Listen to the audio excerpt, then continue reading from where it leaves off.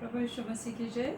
परमेश्वर बहुत अच्छा है, वो हमारे साथ रहता है, वो हमारे हर एक चीज़ों में उसकी पवित्र आत्मा हमारे साथ रहती है, उसकी उपस्थिति हमारे जीवन में रहती है। इसलिए हम रोज़ और रोज़ नया दिन देख रहे हैं। परमेश्वर अपने अच्छे आशीष से हमें भर रहा है। प्रभु ने हमें अच्छी चंगाई दी, इसलिए हम प्रभु का धन्यवाद देते हैं।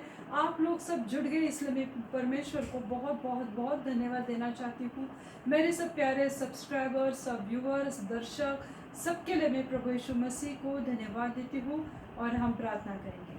धन्यवाद देती हूँ प्रभु जी, आज के इस समय के लिए हम आपको धन्यवाद देते हैं प्रभु। प्रभु मैं विश्वास करती हूँ कि आप बहुतायत से आज कार्य करने वाले परमेश्वर है प्रभु। जो भी मेरी बहनें हैं, माता है, बुजुर्ग है प्रभु, आज आप सबको प्रभु, हर एक भाई बहन को प्रभु आप छूने वाले हैं प्रभु। धन्यवाद देती हूँ प्रभु जी। आगे का समय प्रभु यीशु मसीह मैं आपके पवित्र हाथ में देती हूँ। सब विनती प्यारे यीशु मसीह के पवित्र और जलाली नाम से मांगती हूँ, आप इसे सुनिए और दया से कबूल कीजिए। आमीन आमीन। परमेश्वर बहुत अच्छा है और हम देखते हैं कि बचपन से लेके जब हम स्कूल में जा रहे थे और फिर हम कॉलेज में जाते हैं और उसके बाद हम लोग धीरे धीरे ऑफिस में काम करने लगते हैं। तो बचपन में जब हम रहते हैं, छोटे रहते हैं, तो हम लोग, हमारे जो स्कूल टीचर है, हमें उसके अधीनता में रहना पड़ता है। क्योंकि अगर हम होमवर्क नहीं करेंगे, हम कुछ स्कूल का काम नहीं करेंगे तो हमें सज़ा मिलती है। इसलिए हम डर के मारे हमारे स्कूल टीचर को या रिस्पेक्ट के हिसाब से हम उनके अधीनता में रहते हैं, हमारे स्कूल टीचर के, हमारे प्रिंसिपल के अधीनता में रहते हैं। फिर हम देखते हैं कि जैसे हम जॉब करने लगते हैं, ऑफिस में जाते हैं, तो ऑफिस में जाने के बाद हम लोग, हमारे जो हायर अथॉरिटी रहते हैं, हमें उनके अधीनता में काम करना पड़ता है। हमारे जो बॉस है, जो डायरेक्टर है, सीईओ है, हम सबको उनके अधीनता में काम करना पड़ता है। तो हर कोई एक दूसरे के अधीनता में काम करता है। फिर हम लोग देखते हैं कि हर एक लड़की को अपने माता पिता के, या बड़ा भाई है या बड़ी बहन है, उनके अधीनता में रहना पड़ता है। शादी के बाद हर एक स्त्री को अपने अपने पति के अधीनता में रहना पड़ता है। ये परमेश्वर का लॉ है, ये परमेश्वर का वचन कहता है। अगर हम देखते हैं इफिसी 5:22 में लिखा है कि हे पत्नियों, अपने अपने पति के ऐसे अधीनता में रहो जैसे प्रभु के। परमेश्वर का वचन जो है, जो परमेश्वर का वचन है, हम इस बाइबल में पढ़ते हैं तो पूरा बाइबल जो है वो परमेश्वर के मुख के शब्द है, वो परमेश्वर की जुबान है, वो यहोवा की जुबान है, वो पवित्र पिता की जुबान है, वो यीशु मसीह की जुबान है। जो हम पवित्र बाइबल पढ़ते तो हमें पवित्र बाइबल के अधीनता में रहना पड़ता है, क्योंकि पूरा ये जो पूरी बाइबल है परमेश्वर के अधीनता के बारे में हमें सिखाती है। ये पूरी बाइबल हमें परमेश्वर के अधीनता के बारे में सिखाती है। तो उसका कोई भी वचन जो है वो गलत नहीं है, वो हमें हमारे ऊपर के अधीनता के बारे में सिखाती है और हम परमेश्वर के, प्रभु यीशु मसीह के अधीनता में रहने के लिए परमेश्वर ने हमें रखा है। एक स्त्री अगर अपने पति की अधीनता में रहती है तो उसके जो बच्चे हैं वो भी अपने पिता के अधीनता में रहते हैं। तो हर एक को एक दूसरे के अधीनता में रहना पड़ता है। अधीनता में रहना मतलब ये परंपरा नहीं है, ये तो परमेश्वर की आज्ञा है। परमेश्वर हमें कहता है कि तुम पति हो, हर एक पत्नी हो, तुम अपने अपने पति के अधीनता में रहो। बच्चे माता पिता के अधीनता में रहो, उनकी आज्ञाओं को पालन करो। ये परमेश्वर का वचन हमें सिखाता है। तो अधीनता में रहना मतलब एक रिचुअल, एक परंपरा है, ऐसा नहीं है। तो ये अधीनता में रहना मतलब परमेश्वर की आज्ञाओं को मानना, उसके ऊपर चलना। कोई भी स्त्री यानी कुंवारी हो या शादीशुदा है, कुंवारी है तो वो अपने पिता के अधीनता में या भाई के अधीनता में उसको रहना पड़ता है, या शादीशुदा है तो उसे अपने पति के अधीनता में रहना पड़ता है। तो यानी ये जो हम लोग देखते हैं, ये जो अधीनता है, तो ये अधीनता हमें बहुत इम्पोर्टेंट है हमारे लाइफ में। एक दूसरे के सबमिशन में रहना, सबमिसिव रहना, ये बहुत इम्पोर्टेंट है परमेश्वर की नज़र में। तो इसलिए मैं इतना सब कुछ आपको क्यों बता रही हूँ, क्योंकि आज मैं जो सिखाने वाली हूँ वो मुझे किसी एक मेरे एक रिलेटिव्स है, मेरी भाभी है, तो उन्होंने मुझे बोला कि दीदी इस वचन पे आप क्यों नहीं मैसेज देते हो। तो इसलिए मैं 4-5 हफ्ते में तो भूल भी गई, पर अचानक से परमेश्वर ने वो वचन मेरे सामने लाया और मैंने तय किया कि मैं आज इसी वचन के ऊपर मैं बोलूँगी, क्योंकि पवित्र आत्मा ने मुझे चलाया है। तो मैं आज पहली कुरिन्थियों की पत्री उसका 11वां अध्याय और 3 आयत से आज हम देखते हैं। परंतु मैं चाहता हूँ कि तुम यह जान लो कि हर एक पुरुष का सिर मसीह है और स्त्री का सिर पुरुष है और मसीह का सिर परमेश्वर है। पौलुस कह रहा है कुरिन्थियों की पत्री में, वो कुरिन्थियों की मंडली को कह रहा है और वो हर एक जन को कह रहा है।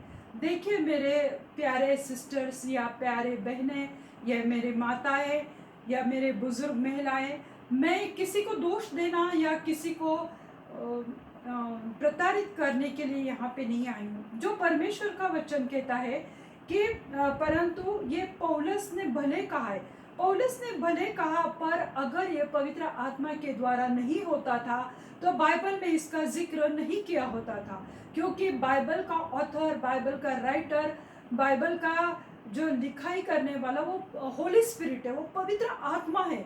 अगर पवित्र आत्मा इस वचन को अलाउड नहीं करता था तो ये बाइबल में कभी नहीं होता था। इसलिए हर एक स्त्रियों को, हर एक लड़कियों को इसके ऊपर ध्यान देने की बहुत ज़्यादा ज़रूरत है कि प्रभु हमसे क्या कहना चाहता है। तो परंतु मैं चाहता हूँ कि तुम ये जान लो कि हर एक पुरुष का सिर मसीह है और स्त्री का सिर पुरुष है और मसीह का सिर परमेश्वर है। देखिए यहाँ पर भी हर कोई एक दूसरे के अधीनता में है। स्त्री जो एक विवाहित पत्नी है तो उसका सिर उसका पति है, वो जो सिर है तो उसका पति है। पति का सिर प्रभु यीशु मसीह है, प्रभु यीशु मसीह का सिर पिता है, यानी पिता के अधीनता में प्रभु यीशु मसीह है, प्रभु यीशु मसीह के अधीनता में पति है और पति के अधीनता में स्त्री है यानी पत्नी है। ये परमेश्वर का नियम है और हर कोई एक दूसरे की अधीनता में है। तो देखो जब भी कोई महिला है, स्त्री है या लड़कियां है, वो जब चर्च में जाती है या परमेश्वर के भवन में जाती है तो उसका रहन सहन कैसा होना चाहिए, क्योंकि लड़कियां कहेंगे हमें तो मेरा तो पति नहीं है तो मैं किसके अधीनता में रहूँ, तो तुम्हें अपने पिता के या भाई के अधीनता में रहना पड़ता है। तो जो पुरुष 11वीं उसके 4वीं आयत में देखते, जो पुरुष सिर ढके हुए प्रार्थना या भविष्यवाणी करता है वह अपने सिर का अपमान करता है, क्योंकि हर एक पुरुष का सिर तो प्रभु यीशु मसीह है। अगर वो ढककर प्रार्थना करता है, वचन देता है, सुसमाचार देता है, तो वह अपने सिर का अपमान करता है। 5वें आयत में लिखा है, परंतु जो स्त्री उघाड़े सिर से प्रार्थना या भविष्यवाणी करती है वह अपने सिर का अपमान करती है, क्योंकि वह मुंडी होने के बराबर है।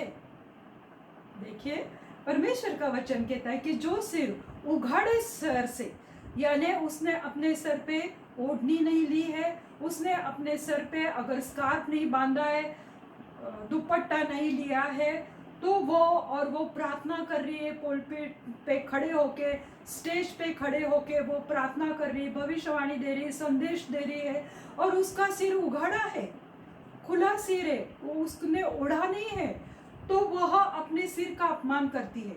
अपना सिर मतलब अपने पति का वो अपमान करती है, क्योंकि पुरुष को परमेश्वर ने अपनी महिमा में और अपने स्वरूप में परमेश्वर ने एक पुरुष को रचाया है, बनाया है, क्योंकि वह अगर वो उसका अपमान करती है तो वो इनडायरेक्टली प्रभु यीशु मसीह का अपमान करती है, वो फिर पिता का अपमान करती है, क्योंकि वह एक मुंडी होने के बराबर है। मुंडी मतलब जिसके बाल निकाल दे पूरी तरह से या छोटे बाल है उसे कहते मुंडी होने के बराबर है। तो ये बात अगर कोई स्त्री के बाल नहीं है तो स्त्री के बाल वो कितना बुरा लगता है कि वो मुंडे हुए सर से जाती है, क्योंकि परमेश्वर ने स्त्रियों को बाल जो दिए हैं वो लंबे बाल उसकी सौंदर्य को बढ़ाता है। और लंबे बाल जो रहते हैं तो वो लंबे बाल जो आगे का पोर्शन है उसको ढकने के लिए वो परमेश्वर ने वो लंबे बाल दिए हैं। देखो अभी बाल तो हर कोई काटता है, पर अगर एकदम छोटे बाल करेंगे एकदम, तो वो एक मुंडी हुई स्त्री के समान परमेश्वर का वचन कहता है। तो पुरुष तो सिर ढकता है तो वह मसीह का अपमान करता है, परंतु स्त्री जो प्रार्थना करती है, उपदेश देती है, वह अगर सिर को ढकती है तो वो परमेश्वर के अधीनता में नहीं है। तो वह दिखाती है कि वो अगर सिर नहीं ढकती है और वो संदेश दे रही है, जैसे अभी बहुत सारे चैनल्स पे, फेसबुक पे बहुत सारे माध्यम है, वहाँ पे बहुत सारी महिलाएं परमेश्वर का सुसमाचार देती है, वचन देती है, और वो वहाँ पे खुले सर से वो वचन दे रही है, क्योंकि वो जो दुपट्टा है या ओढ़नी है या स्कार्फ है वो अधीनता का प्रतीक है। पर वो खुले सर से या उघाड़े सर से वो प्रीचिंग कर रही है, तो वो परमेश्वर के अधीनता में नहीं है। ऐसा परमेश्वर का वचन कहता है, ये ऐसा मैं नहीं कह रही हूँ।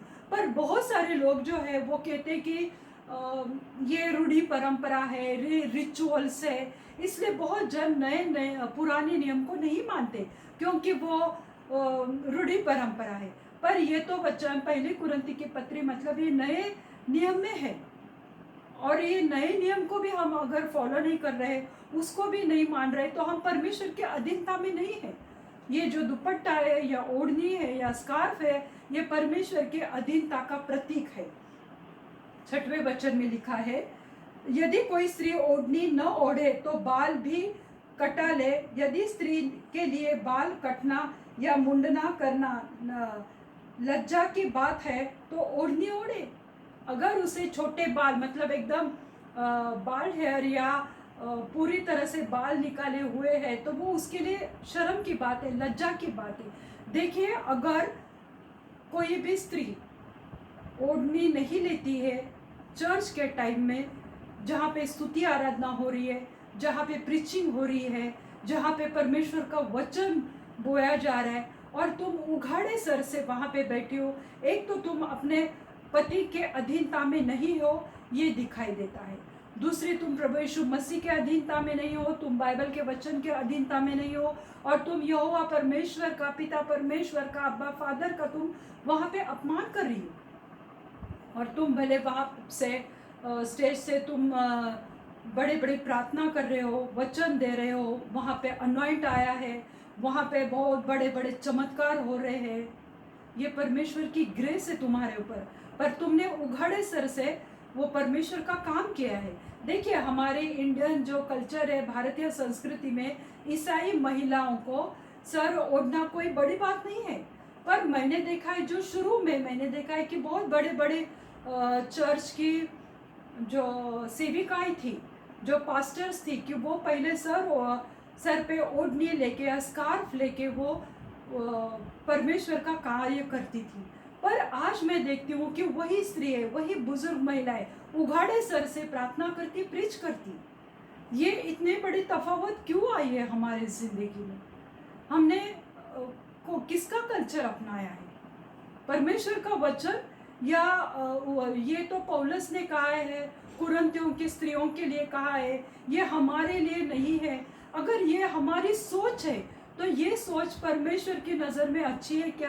क्योंकि आगे बाइबल में लिखा हुआ है कि तुम ही सोचो, उघाड़े सर से तुम्हें प्रार्थना करना शोभा देता है क्या?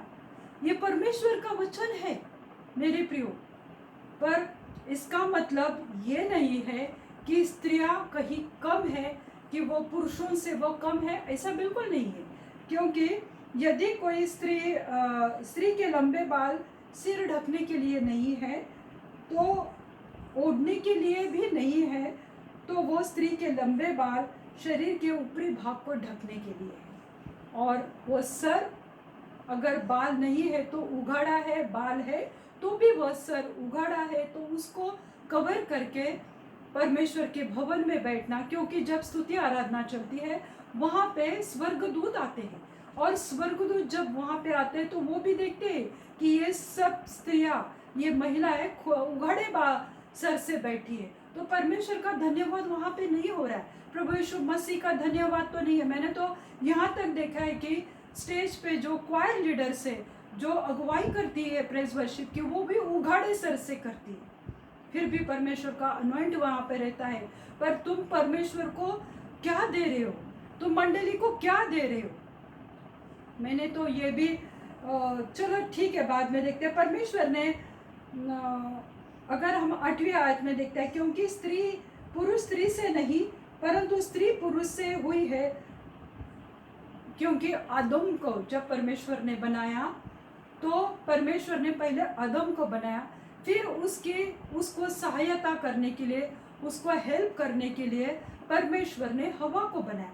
वो रीढ़ के हड्डी से बनाया ताकि वो उसकी समानता में है। मैं स्त्रियों को नीचा नहीं दिखा रही हूँ, स्त्रियों को परमेश्वर ने पुरुष की समानता में बनाया है, और वो स्त्री जो है वो उसकी सहचारिणी है, वो उसकी अर्धांगिनी है, और वो उसके आशीष का आधा भाग है। तो कोई पुरुष, क्योंकि परमेश्वर ने पुरुष को अपने स्वरूप में और महिमा में बनाया है, आदम से परमेश्वर ने स्त्री को बनाया है, और फिर आज हम देखते हैं कि स्त्रियों से पुरुष जन्म लेते हैं। तो पहले परमेश्वर ने पुरुष को बनाया, फिर स्त्री को बनाया उसकी हेल्प करने के लिए, फिर आज स्त्रियां पुरुषों को जन्म देती है। तो चाहे जो कुछ भी है, दोनों भी परमेश्वर की निर्मित है, दोनों भी परमेश्वर के नज़र में समान है। आजकल स्त्रियां बहुत बड़े बड़े पोस्ट पे काम करती है, जॉब करने जाती है बाहर, तो वो पुरुषों से कहीं भी कम नहीं है।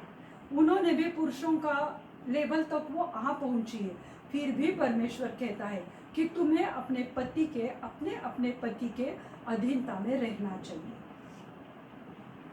तो स्त्रियों को भी परमेश्वर ने अपने आप ही एक ज्ञान और बुद्धि से भरा है, परमेश्वर ने हर एक स्त्रियों को, क्योंकि जब भी वो घर का कारोबार करती है तो उसे पता है कि घर में क्या चीज़ है क्या नहीं है, कहाँ पे सस्ती मिलती है अच्छी चीज़ है, वो उसे पता है, वो वहाँ से जाकर लेकर आती है। घर में रैशनिंग है तो वो एक्स्ट्रा का सामान नहीं लाती है। ये परमेश्वर ने उसको, एक स्त्री को अपने पति का कारोबार, अपना घर का कारोबार करने के लिए परमेश्वर ने उसे वो ड्यूटी दी है, परमेश्वर ने उसे वो ज्ञान अपने आप ही दिया हुआ है। तो वो एक तरह से वो अपने पति की हेल्प करती है।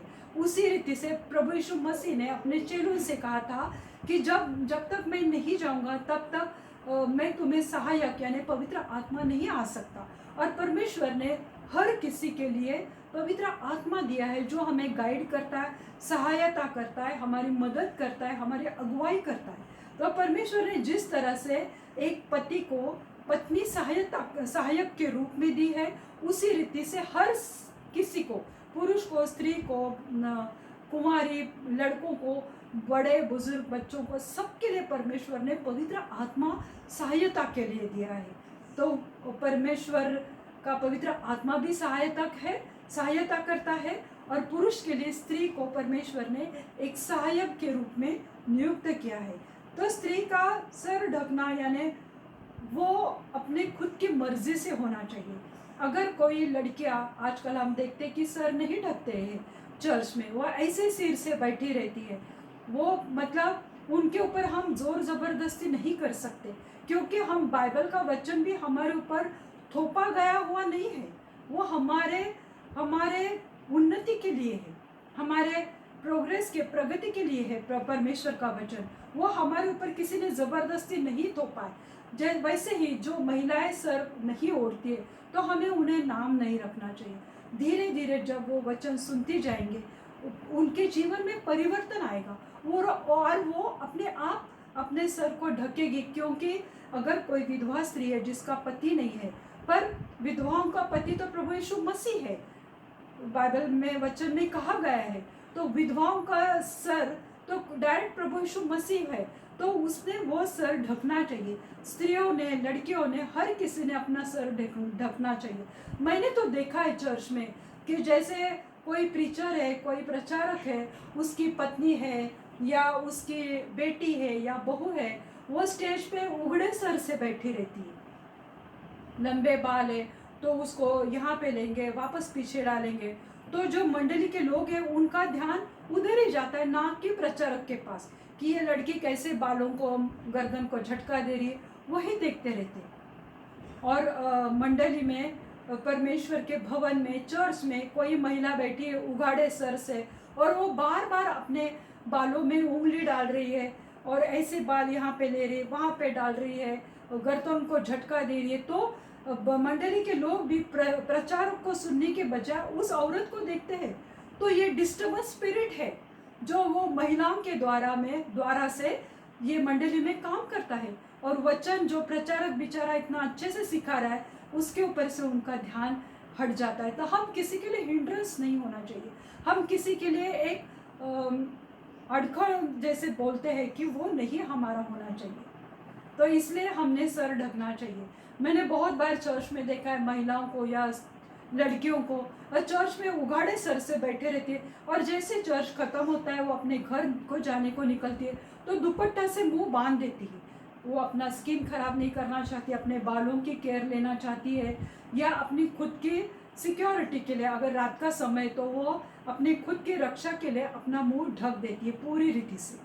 पर तुम जो जीवित एक खुदा है, जिस परमेश्वर ने तुम्हारे लिए पवित्र लहू बहा है, जिस परमेश्वर ने तुम्हें उद्धार दिया है, वो प्रभु यीशु मसीह के भवन में, उसके उपस्थिति में तुम सर ढकना नहीं चाहती, पर बाहर जैसे निकलते तुम सर ढकते हो। ये कैसे विडंबना है? क्या ये परमेश्वर को अच्छा लगेगा? क्या ये परमेश्वर का मन भावता है? ये चीज़ें नहीं है।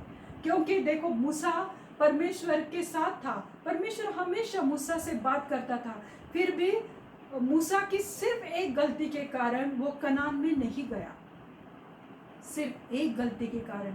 आज हम स्त्रियों का ये काम है कि परमेश्वर के प्रार्थना करते समय, या परमेश्वर जब हमारा पति प्रार्थना कर रहा है तो उसके साथ हम खड़े रहते हैं, तो हम सर ढककर खड़े रहते, तो हम पति के अधीनता में है, और परमेश्वर के प्रभु यीशु मसीह के अधीनता दिखाते हैं हम लोग। पर अगर हम परमेश्वर के भवन में जाकर भी, या प्रार्थना करते समय कोई भी महिला, प्रचारक हो या मंडली में बैठी हो, अगर वो अपना सर नहीं ढकती है तो वो मुंडी, यानी जिसके बाल कटाए हुए, बाल का पूरी तरह से मुंडाते हैं। जब किसी के घर में, यानी किसी समाज में ये संस्कृति है कि वो उनके घर में कोई दुर्घटना होती है तो वो बाल मुंडाते हैं। या देखो, अगर कोई लड़कियां हैं, उन्होंने कुछ गलत काम किया है, तो जब उन्हें रिमांड होम भेजा जाता है पुलिस के द्वारा, तो पुलिस में उनके बाल काट देते हैं एक सज़ा के तौर पर। वो उनके लिए एक लज्जा होती है, और उन्हें फिर समझ में आता है कि अरे मेरे बाल कट गए पूरी रीति से, तो मैं इसके बाद मैं कोई बुरे काम नहीं करूँगा। तो ये एक लज्जा का कारण, एक शर्मनाक चीज़ है पूरे बाल कटाने। और तुम अगर ओढ़नी नहीं लेते हो अपने सर पे प्रार्थना के समय में, तो वो भी एक लज्जा के जैसे है, तुम परमेश्वर के अधीनता नहीं दिखाते। अगर हम इफिसर 5:22 में, जैसे मैंने बताया कि हर एक पति, हम इफिसर 5:22 देखेंगे। पहले हमने देखा था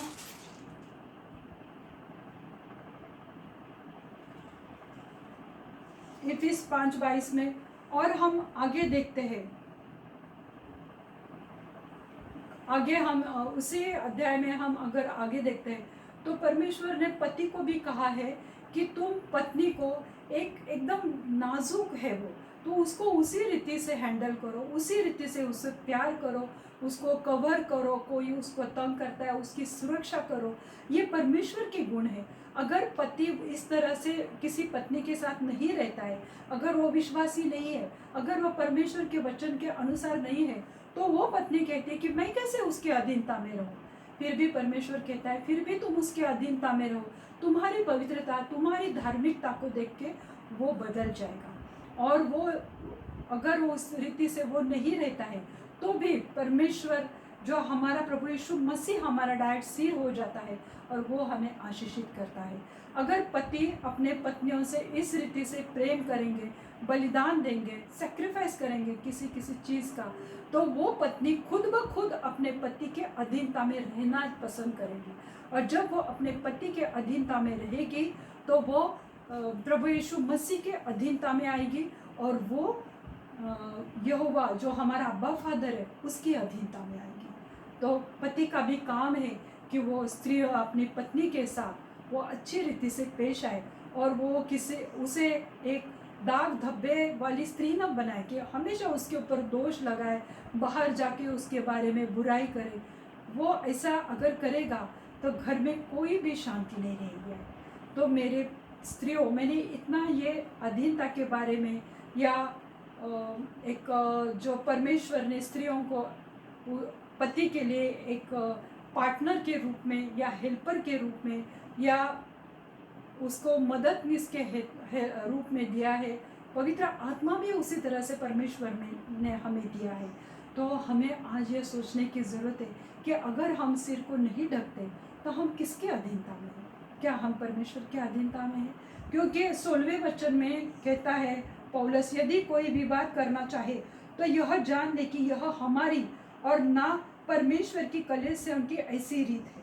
वो कहता है कि यह जान ले कि न ये हमारी और ना परमेश्वर की कलीसिया की ये रीत है कि उघाड़े सर से चर्च में बैठना या प्रीचिंग करना या प्रार्थना करना या भविष्यवाणी देना, ये हमारे चर्च की भी रीत नहीं है, ना परमेश्वर की रीत है। तो मेरी सब महिलाएं, आज निर्णय हमें लेना है और मैं विश्वास करती हूँ कि परमेश्वर ने आज इस वचन के द्वारा आपसे बात की है। तो प्रभु इस वचन से आपको आशीषित करे। हम प्रार्थना में जाएंगे। धन्यवाद देते हैं परमेश्वर, आज आपने हम सबको याद किया है प्रभु। स्पेशली प्रभु हम जो भी महिलाएं हैं, जो स्त्री है प्रभु, जो भी कुंवारी लड़कियां हैं जो प्रीच करती है, परमेश्वर का काम करती है, जो स्टेज पे खड़ी रहती है और वो अगर अपना सर नहीं ढकती हो तो परमेश्वर के अधीनता में नहीं, वो अपने पति के अधीनता में नहीं है, यही वो दिखाती है। परंतु मेरे प्यारे प्यारे यीशु मसीह, आज मैं प्रार्थना करती हूँ प्रभु कि इस वचन के द्वारा परमेश्वर आप हर एक वो बहन को छुओ प्रभु, हर एक वो महिला को छुओ, हर एक स्त्री को छुओ प्रभु, जो उघाड़े सर से प्रभु आपका वचन बांटती है प्रभु, जो उघाड़े सर से प्रभु प्रार्थना करती है प्रभु। फिर भी आप कितने दयालु है प्रभु कि उनके द्वारा भी आप कार्य करते हो, आप उनके द्वारा भी चिन्ह चमत्कार करते हो प्रभु। प्रभु पर मैं प्रार्थना करती हूँ, उन्होंने प्रभु आपके अधीनता में आने की प्रभु आप उनके ऊपर कृपा करो प्रभु। धन्यवाद देती हूँ मेरे प्यारे यीशु मसीह, आज इस वचन के द्वारा प्रभु आज आपने मेरे हर एक सिस्टर्स को छुआ है और आशीषित किया है प्रभु। धन्यवाद देती हूँ प्रभु, हर एक पति को प्रभु आशीषित करो प्रभु कि वो अपने पत्नी को एक सहचारिणी के रूप में उसके साथ वो पेश आए, न कि वो किसी के पैर की जूती है। तो परमेश्वर ने उसे समानता में बनाया प्रभु, और हर एक पति के ऊपर आपके आशीष आने दो प्रभु, क्यों तो वो जैसे बर्ताव करेगा वो परमेश्वर का स्वरूप है वो, पर वो जिस तरह से गलत बर्ताव करेगा तो वो परमेश्वर के अधीनता में नहीं रहता है। तो वो आज कृपा करो हर एक फैमिलीज के ऊपर, क्योंकि बच्चे भी अपने पिता के अधीनता में रहने की प्रभु उन्हें इच्छा दो प्रभु, क्योंकि आप हमें ज़ोर ज़बरदस्ती नहीं करते प्रभु जी, इसलिए मैं भी किसी को ज़ोर ज़बरदस्ती नहीं कर रही प्रभु, पर आप कार्य करो मेरे जीवित खुदा, हर एक के जीवन में आप बहुत से कार्य करो मेरे जीवित खुदा। प्रभु मैं प्रार्थना करती हूँ प्रभु, जो भी बीमार है प्रभु वह सब बीमारियों को छुओ प्रभु, जो भी फंगस है प्रभु, जो ब्लैक फंगस आया हुआ है प्रभु, वो हर एक फंगस को यीशु मसीह के नाम से निकाल दो प्रभु, हर एक के शरीर से प्रभु, किसी के आँख में है, किसी के मुंह में है, लंग्स में प्रभु, वो सब फंगस निकल जाए यीशु मसीह के नाम से प्रभु। ये बीमारी हमारे देश से, हमारे घरों से, हमारे प्यारे लोगों के घरों से निकाल दो यीशु मसीह के नाम से प्रभु। आप कार्य करो प्रभु, प्रभु मेरे जीवित खुदा हर एक को चंगाई से भरो प्रभु। प्रभु आप चाहते हैं प्रभु, क्यों तो आपका वचन कहते हैं कि अगर आप मेरे सामने अधीनता में आओगे, मेरे सामने नम्र हो जाओगे, प्रार्थना करोगे, उपवास करोगे, तो मैं तुम्हें याद करूँगा, मेरे खुदा आज तुम हर एक को याद करो मेरे प्यारे यीशु मसीह, हर एक को याद करो प्रभु, हर एक को छुओ, हर एक को चंगाई से भरो प्रभु। जो भी एथराइटिस के पेशेंट है, जो भी हड्डियों के बीमार है प्रभु, हर एक के बीमारी वो हड्डियों में कमजोरी है प्रभु, उनको छुओ प्रभु। हर एक जो शरीर में कमजोरी है प्रभु, उनमें बल दो प्रभु। हर एक प्रभु जी बीपी की प्रॉब्लम, हार्ट की प्रॉब्लम, ब्लॉकेजेस की प्रॉब्लम को निकाल दो यीशु मसीह के नाम से मैं प्रार्थना करती हूँ प्रभु। प्रभु प्रार्थना करती हूँ जो भी टीबी के पेशेंट है, कैंसर के पेशेंट है, मिर्गी के पेशेंट है, डायबिटीज है प्रभु, हर एक बीमारियों को प्रभु आप चंगाई दो वो बीमार लोगों को प्रभु। प्रभु प्रार्थना करती हूँ मेरे प्यारे जीवित खुदा, प्यारे यीशु मसीह कि प्रभु आपने अपना लहू बहा है प्रभु, कि हमें चंगाई मिले प्रभु। आज हर एक को आपकी चंगाई से भर दो प्रभु। धन्यवाद देती हो प्रभु जी, धन्यवाद देती हो प्रभु यीशु मसीह। प्रभु आप सबको छुओ, हर एक पति पत्नी को छुओ, हर एक पति पत्नी को प्रभु आपस में प्यार करने की इच्छा दो। हर एक बच्चों को प्रभु आपके माता पिता के अधीनता में रखो प्रभु। धन्यवाद देती हो प्रभु यीशु मसीह। आपने मुझे जैसे चलाया प्रभु, वैसे मैंने वचन दिया है प्रभु। आप कार्य करो प्रभु, बहुतायत से कार्य करो प्रभु यीशु मसीह। सब विनती प्यारे यीशु मसीह के नाम से मांगती हूँ, आप इसे सुनिए और दया से कबूल कीजिए। आमीन, आमीन। परमेश्वर ने अगर आपको इस वचन से छुआ है तो आप मुझे यूट्यूब पे बोल सकते हैं। अगर किसी की प्रार्थना विनती है तो आप मुझे यूट्यूब पे कांटेक्ट कर सकते हैं। आपने अपना समय दिया इसलिए मैं धन्यवाद देती हूँ। God bless you all. आमीन।